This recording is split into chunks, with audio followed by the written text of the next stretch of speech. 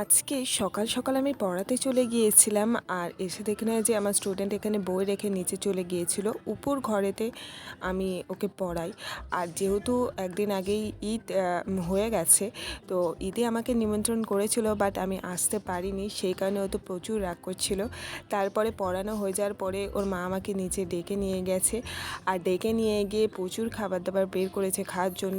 আর এখানে দেখতেই পাচ্ছ, এখানে লুচি, মাংস আর মিষ্টি, যেটা আমি খাই না, বাট এত জোর করার পরে সে আমাকে খেতেই হলো। যাই হোক, এখানে খাওয়া দাওয়া কমপ্লিট করে নিয়েছি।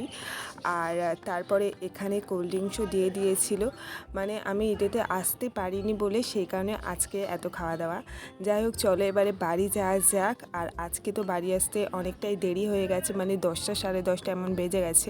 আর বাড়িতে এসে আমি এখানে বই পড়তেও বসে গিয়েছি। মানে দেখো, বাড়িতে যতটা টাইম পাই সেইটুখানি একটু বই পড়ার পিছনেই লাগাই টাইমটা। তো চলো গাইস, আজকের মতো এখানেই এন্ড করছি, দেখা হবে নেক্সট ভিডিওতে। তো চলো, আজকের মতো বাই বাই।